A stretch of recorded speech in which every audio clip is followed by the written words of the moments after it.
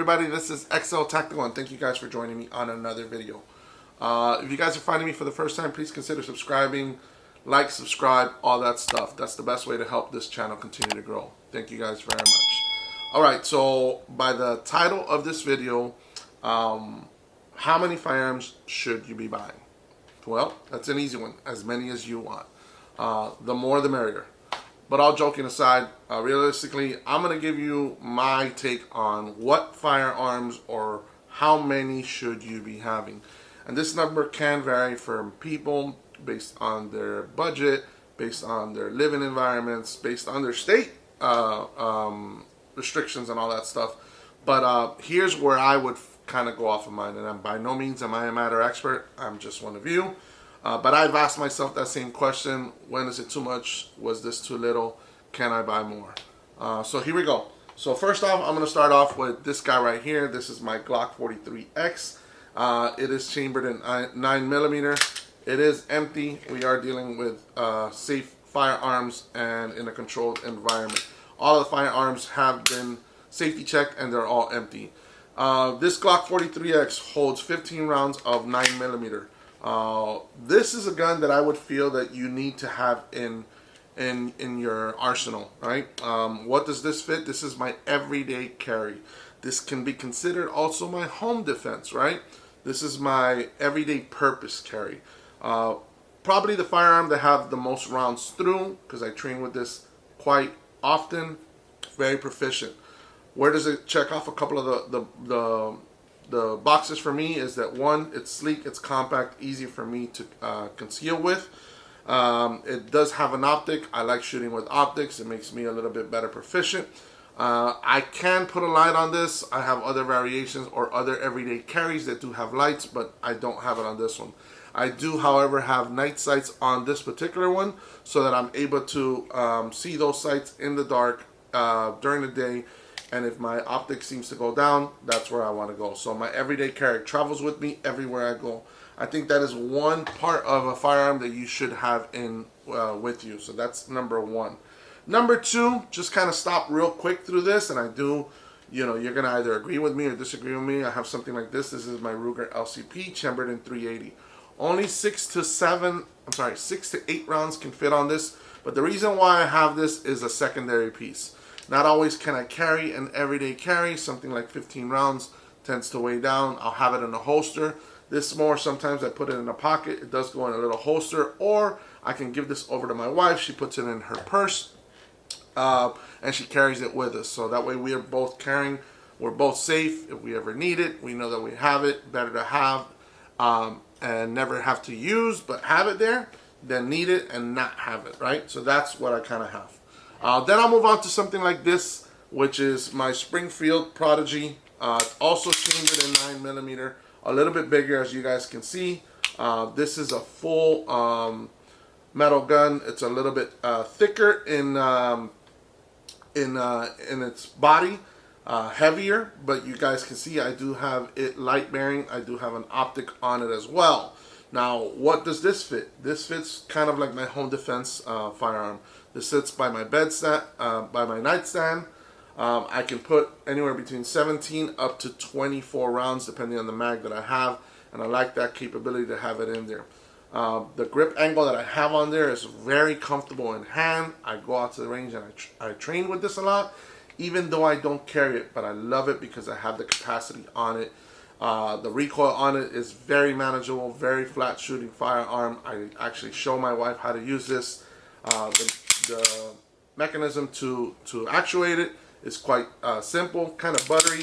My wife can use this firearm if she needed to. She knows where it's at. She knows how to use it and be proficient with it as well.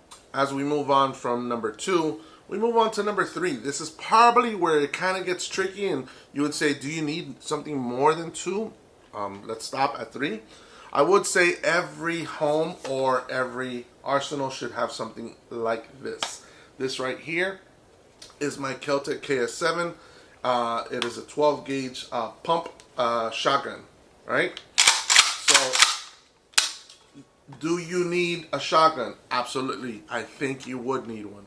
Why do I choose this one? For me, it's small, it's compact, it's pump, less things to go wrong with it.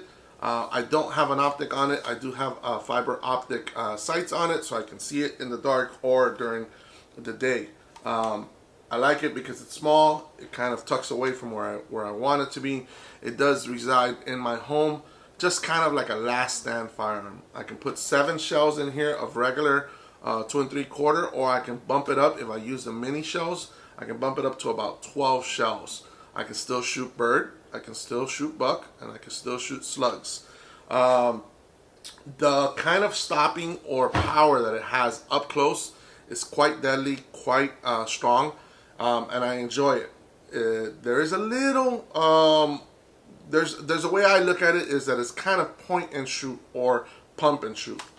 Don't necessarily have to aim so much, but you always have to aim, but you do have to control this. So it is a stoutier firearm because it is a 12 gauge, but it can be very useful, and in a home, depending on the scenario that you're using it, could be something that can help you quite a bit.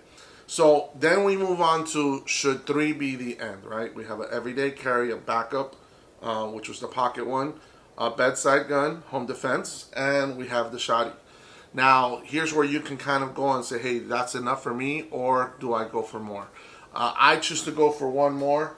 I'm going to show you 2 variations of it. Right here is what I would say is like my battle rifle, or something that I have a little bit more capabilities, shooting out further, or just a little bit stronger of a firearm.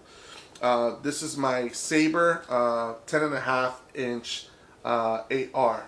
I do have it suppressed here. I do have a weapons light on there to identify my target. I have a red dot on there, and I carry it with a sling. Right now I do have it without, but I can have capacity between 10, 15, 25, and 30. Chambered in 5.56, I can shoot 2.23 as well through it. I can get out to further ranges. I do have it suppressed, like I said. If I needed to shoot it indoors, depending on the round type that I have in here, I can do that. Like I said, light is there definitely so I can identify if I need to go out in the backyard, if I need to do something out there. Just in general, all-purpose firearm. It's small enough that I can kind of tuck it away, CQB within my home, and kind of still use it there. Now, I did say I have 2 variations from it. This is my PSA 300 Blackout pistol. As you guys can see, it's a little bit smaller. Kind of falls into the whole truck gun slash backpack gun. This is a little bit bigger. It won't fit in a regular backpack.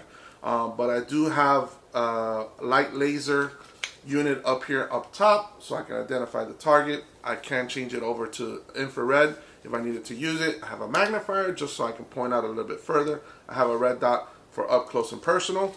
And it's very small. I can make it a little bit bigger if I needed to. But this is chambered in 300 Blackout. Packs a punch and quite useful for what my intensive purposes are. Now I do have one more, and this one is up to you guys whether you feel that it is. That one kind of fell into that 4 and 5, but the last one is truck gun, backpack gun. Now, I travel a lot and I travel through the road a lot, so I'm going to tell you this, and I say this with the caveat: make sure you follow your state's rules and regulations. You know, sometimes crossing with one of these bad boys through a different state is not a good thing. But I do have this guy that I do consider my backpack gun. This is my MP5 chambered in 9mm. As you guys can see, just from looking at it, not much bigger than my regular firearm. But what it does do is it gives me a little bit better profile where I have more points of contact for aiming. I have an optic on there. I do not have a light on this particular one, not at this moment, but I have changed it from time to time where I can have a light. Again, I can have a higher round capacity. I can do 5, 10, 25 of 9mm, and I can have it suppressed, like I said. If that is something that I chose to do, I can put that on there. It is an option for me. Now, I choose to have this because I can put this in my backpack, kind of have that backpack go with me wherever I'm going. If I'm going somewhere, I grab that backpack, put it in my truck, drive around, move around with it, and it's always on me, on my person. Always serves as a home defense, my personal defense, a little bit more stopping power, more round capacity for what I'm looking for. That's kind of what I got, folks. A lot of what I'm telling you is my opinion. I've asked myself this question many a times. I've typed it in the Google search bar and kind of said, hey, let's see what their take is on it. And I've kind of seen, I've used a lot of references from different folks as to why these are the ones that I choose. Do you have something like this in your arsenal, in your collection? Have you bought some of these purpose-driven for those options? Let me know down in the comment section. I'm intrigued. And always get back to you guys. So for me, I think it's 5. You got your everyday carry, you got your home defense, you got your shoddy, which you can use it for multiple. You need to have some sort of battle rifle and a backpack slash car truck gun. That's what I have. Now, those can change depending on the person, depending on your budget. What I will say that's more important is getting out there and train. Don't buy all the Gucci stuff if you're not going to go out to the range and shoot. Make sure you spend some money on ammo. Make sure you spend some money on training. Make sure you go out there and stay proficient with your firearm. That wraps it up for me, guys. Make sure you come back for the next video that we have on here. I appreciate each and every one of you guys. Until next time, stay safe, go out to the range and train, and I'll see you guys in the next one.